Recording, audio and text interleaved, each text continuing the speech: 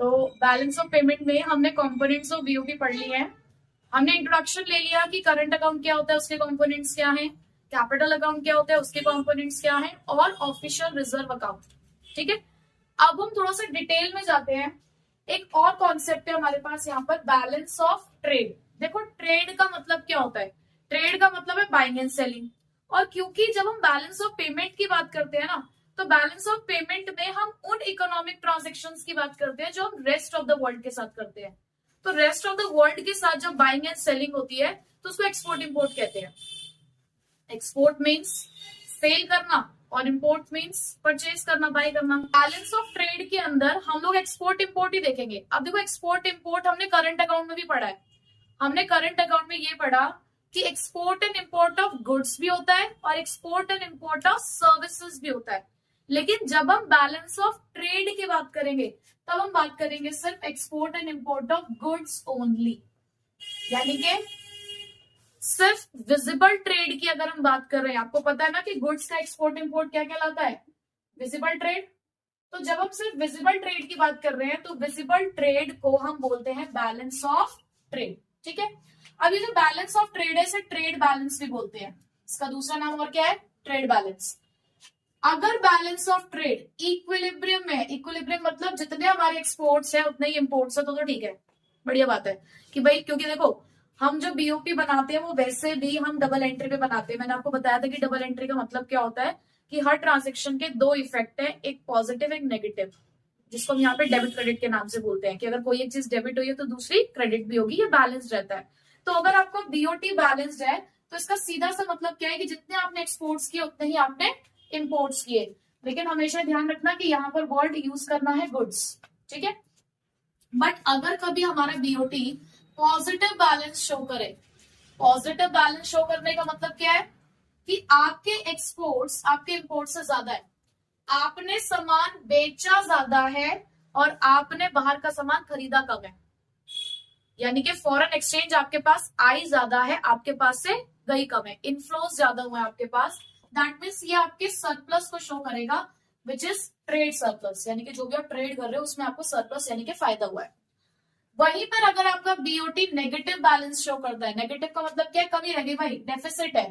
Deficit means कि आपके exports कम थे, इंपोर्ट्स ज्यादा थे, आपने खरीदारी ज्यादा करी है और आपने अपना सामान बेचा कम है। आउटफ्लो फॉरेन एक्सचेंज ज्यादा हुआ है, इनफ्लो कम हुआ है, तो ऐसे में ये रिप्रेजेंट करेगा ट्रेड डेफिसिट। ठीक है, यानी कि तीन तरीके के बैलेंस आपको देखने को मिल सकते हैं। एक इक्विलिब्रियम जहां पर दोनों चीजें बराबर होंगी, एक है ट्रेड सरप्लस जहां पे एक्सपोर्ट्स ज्यादा है और इंपोर्ट्स कम, एक है हमारे पास ट्रेड डेफिसिट जिसका मतलब है एक्सपोर्ट्स कम है और इंपोर्ट्स ज्यादा है। ठीक है, क्योंकि export and import of goods current account में भी आते हैं, सो हम ये भी कह सकते हैं कि जो बीओटी है वो करंट अकाउंट का एक पार्ट है। क्योंकि देखो करंट अकाउंट में विजिबल ट्रेड भी आते हैं, इनविजिबल ट्रेड भी आते हैं और यूनिलेटरल ट्रांसफर्स भी आती है। लेकिन बैलेंस ऑफ ट्रेड की जब हम बात करते हैं तो वहां पर सिर्फ export and import of goods आते हैं। ठीक है, उसके बाद नेक्स्ट इसी से जुड़ा बैलेंस ऑफ करंट अकाउंट। देखो करंट अकाउंट का जो बैलेंस है वो भी आपको तीन तरीके का देखने को मिलेगा। सबसे पहला है करंट अकाउंट सरप्लस, सीएस, जिसका सीधा सा मतलब है कि आपके एक्सपोर्ट ज्यादा थे, इंपोर्ट्स कम थे। देखो यहाँ पे मैंने ट्रेड कर दिया वर्ड, जहां पे ये गुड्स था यहाँ पे मैंने क्या किया, ट्रेड। क्योंकि यहाँ पे जो ट्रेड है वो किस किस चीज का है, गुड्स प्लस सर्विसेज का। ठीक है, तो यानी कि अगर हमारे exports of trade imports of trade से ज्यादा है तो दैट मीन्स हमें ये देखने को मिलेगा कि हमारा नेट इनफ्लो हुआ है फॉरेन एक्सचेंज का। इनफ्लो का मतलब क्या हुआ, पैसा आपके पास आया है, फॉरेन एक्सचेंज आपके पास ज्यादा आई है। दूसरा है करंट अकाउंट डेफिसिट, सीएडी, यानी कि ये आउटफ्लो को रिप्रेजेंट करता है कि आपके यहाँ से पैसा बाहर ज्यादा गया है। देखो ऐसा नहीं है कि सिर्फ एक्सपोर्ट एंड इंपोर्ट पे ही फर्क पड़ता है, यूनिलेटरल ट्रांसफर्स भी हमारे पास, बट क्योंकि हम ट्रेड बोल रहे हैं ना तो ट्रेड में यूनिलेटरल ट्रांसफर्स नहीं आती हैं। ठीक है, हालांकि करंट अकाउंट के बैलेंस पे यूनिलेटरल ट्रांसफर्स का ही फर्क पड़ता है। यूनिलेटरल ट्रांसफर्स क्या होती है, वन साइडेड ट्रांजेक्शन, या तो हमारे यहाँ से यूनिलेटरल ट्रांसफर्स गई हैं यानी कि पेमेंट्स हुई हैं, या फिर रिसीट्स आई हैं जैसे कि गिफ्ट्स, डोनेशंस, ये सब चीजें। उसके बाद balance current account, balance current account का मतलब क्या है, जितने एक्सपोर्ट्स थे उतने ही आपके इंपोर्ट्स थे, या मैं ये कहूं जितनी यूनिलेटरल ट्रांसफर पेमेंट्स थी उतनी यूनिलेटरल ट्रांसफर रिसीट्स भी होंगी। ठीक है, तो ये दो हमारे एक दूसरे से जुड़े हुए अकाउंट है, इसलिए मैंने आपको इसको एक साथ ही एक्सप्लेन किया है। ठीक, कौन सा बड़ा अकाउंट है इसके अंदर, बैलेंस ऑफ ट्रेड या करंट अकाउंट? बीओटी बड़ा है या करंट अकाउंट? इसमें सिर्फ export and import of goods है, इसमें export and import of goods, export and import of services और यूनिलेटरल ट्रांसफर्स है। ठीक है, अब इन दोनों का डिफरेंस कर लेते हैं। अब हमने बैलेंस ऑफ ट्रेड का कॉन्सेप्ट पढ़ लिया, बैलेंस ऑफ करंट अकाउंट पढ़ लिया। अब दोनों के बीच में डिफरेंस क्या है? तो डिफरेंस है, सबसे पहले बैलेंस ऑफ ट्रेड रिकॉर्ड करता है import and export of goods, वहीं पे current account export and import of goods plus export and import of services और करंट ट्रांसफर्स को भी रिकॉर्ड करता है। देखो, जहां पर ये सिर्फ एक ही ट्रांजेक्शन रिकॉर्ड कर रहा है, ये ऐसे 3 ट्रांजेक्शन रिकॉर्ड कर रहा है। तो कौन सा ब्रॉडर कंसेप्ट है? करंट अकाउंट का ये एक नैरो कॉन्सेप्ट है। ठीक है, उसके बाद नेक्स्ट यहां पर विजिबल एक्सपोर्ट्स और विजिबल इंपोर्ट्स है, क्योंकि export and import of goods का दूसरा नाम विजिबल ट्रेड होता है। यहां पर आपको सब मिलेगा ट्रेड बैलेंस और इनविजिबल बैलेंस, यानी कि इनविजिबल बैलेंस से हमारा मतलब सर्विसेज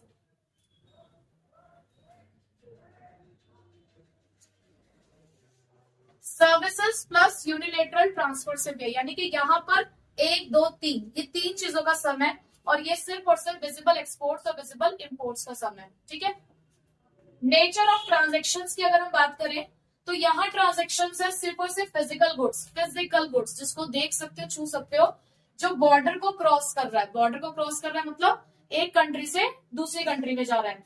लेकिन करंट अकाउंट यहाँ पर ट्रांजेक्शन्स को रिकॉर्ड करता है physical goods as well as services, मतलब यहाँ पे फिजिकल गुड्स उन वो वाले गुड्स भी जिनको देख छू सकते हो, एज वेल एज सर्विसेज भी जिसको आप देख छू नहीं सकते, यानी कि यहाँ पर गुड्स और सर्विसेज दोनों है। ठीक है,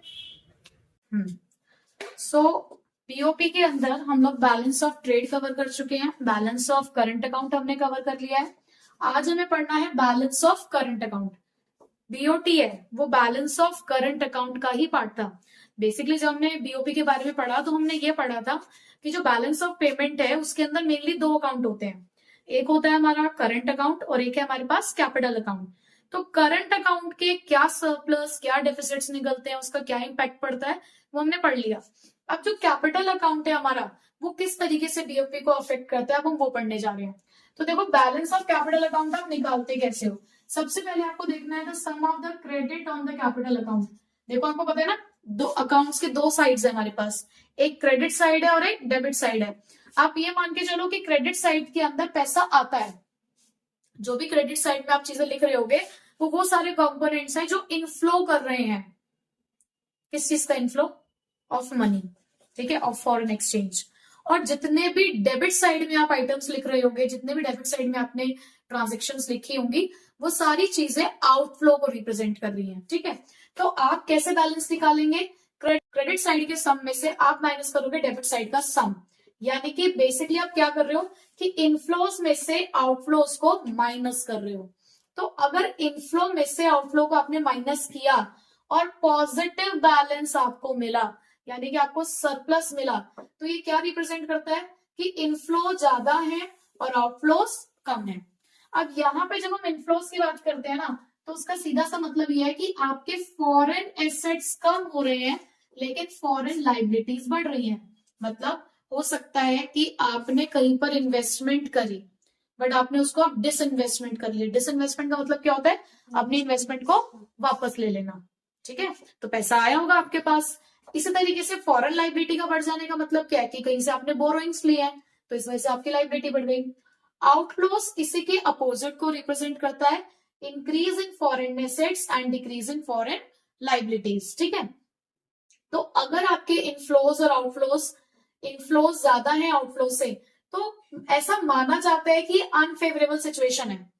जब बच्चा यहां से देखता है ना पॉजिटिव बैलेंस, तो सोचते हैं ये तो अच्छी चीज है कि हमारे इनफ्लोज बढ़ रहे हैं, क्योंकि यहां पर पॉजिटिव होने का मतलब क्या है?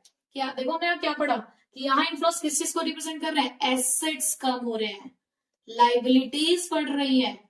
हमारे पास पैसा इसलिए नहीं आ रहा कि भाई हमने कुछ अर्न किया है, अर्न नहीं किया, बल्कि मेरे पास कोई मेरा एसेट था, मेरे पास से वो एसेट कम हो गया। मेरा एसेट कम होना तो मेरे लिए अच्छी बात थोड़ी है। इसी तरीके से मेरे पास पैसा आया तो है, लेकिन किसी की उधारी का पैसा आया है, तो किसी की उधारी का पैसा आना अच्छी बात थोड़ी है। तो इसीलिए भले ही आपका capital account positive balance show करता है, बट ये हमारी इकोनॉमी के लिए अच्छी कंडीशन नहीं है। क्यों? क्योंकि एक तरीके से ये रिप्रेजेंट कर रहे हैं कि आपके जो नेट एसेट्स हैं, नेट एसेट्स का मतलब क्या है? Foreign assets minus foreign liabilities, यानी कि यहाँ पर जो आपके नेट एसेट्स हैं वो डिक्रीज हो रहे हैं, जो कि अच्छी सिचुएशन नहीं मानी जाएगी। ठीक है। लाइकवाइज इसका अपोजिट, अगर डेफिसिट बैलेंस यानी कि नेगेटिव बैलेंस है, इसका मतलब क्या है कि आउटफ्लोज ज्यादा है और इनफ्लोज कम है हमारे पास। तो आउटफ्लोज ज्यादा होना यह हमारे लिए फेवरेबल है, ये एक फेवरेबल सिचुएशन है, क्योंकि इसका मतलब यह है कि आपके एसेट्स इंक्रीज हुए, आपने कहीं ना कहीं इन्वेस्टमेंट करी होगी तो आपके लिए अच्छी चीज है, कहीं आप इन्वेस्टमेंट कर रहे हो, आपकी लाइबिलिटीज कम होगी तो अच्छी चीज है, आपकी बोरोइंग्स कम हो चुकी है। ठीक है। अब ये तो हमने पढ़ लिया कि कैपिटल अकाउंट क्या होता है, उसका बैलेंस क्या होता है। देखो हमने यहाँ पर मेनली अभी दो अकाउंट पढ़े, करंट अकाउंट और कैपिटल अकाउंट। हमने ये पढ़ा कि करंट अकाउंट में वो इकोनॉमिक ट्रांजैक्शंस होती है जनरली जो प्रॉफिट मेकिंग के लिए होती है, profit making plus unilateral transfers. ठीक है। और कैपिटल अकाउंट में हमने ये पढ़ा कि यहाँ पर हमारी वो सारी ट्रांजेक्शंस आती हैं जो एसेट्स और लाइबिलिटीज को अफेक्ट करती हैं। पर इसके अलावा हमारे पास एक और कंपोनेंट भी है बीओपी के अंदर, error and omission. Error and omission, errors का मतलब क्या होता है? गलती। ओमिशंस का मतलब क्या होता है? कुछ छूट गया है। तो भैया हम बीओपी अकाउंट बना रहे, इतना बड़ा अकाउंट बन रहा है, तो कुछ ना कुछ एरर भी हो सकता है, कुछ ना कुछ ओमिशन भी हो सकता है। तो बेसिकली है क्या हमारे लिए? This is a balancing item, क्योंकि हमने ये पढ़ा है कि हम बीओपी को बैलेंस करके रखते हैं। तो ये एक बैलेंसिंग आइटम है जो ये रिफ्लेक्ट करता है कि हमारी इनएबिलिटी है। किस चीज की इनएबिलिटी है? कि हम सारी इंटरनेशनल ट्रांजेक्शन्स को एक्यूरेटली रिकॉर्ड नहीं कर पाए। ये उस इनएबिलिटी को शो करता है कि आपका डिफरेंस आ रहा होगा। अगर आपका डिफरेंस आ रहा है तो हमें एरर एंड ओमिशन से इसको बैलेंस करना पड़ता है। क्यों? क्योंकि भाई बीओपी बनता है डबल एंट्री सिस्टम पे। किस पे बनता है बीओपी? डबल एंट्री सिस्टम पे। और डबल एंट्री सिस्टम क्या कहता है कि जितने डेबिट्स हैं उतने क्रेडिट्स के बराबर होने चाहिए। चाहे कैपिटल अकाउंट है, करंट अकाउंट है, जो भी है, सबका बैलेंस लास्ट में जब हम नेट इफेक्ट निकाल रहे होंगे तो इक्वालिटी होनी चाहिए, डेबिट क्रेडिट्स के इक्वल आने ही चाहिए। तो अगर नहीं आ रहे हैं तो हमें उसको बैलेंस करना पड़ेगा, तो वो एरर एंड ओमिशन से बैलेंस करेगा। ठीक है।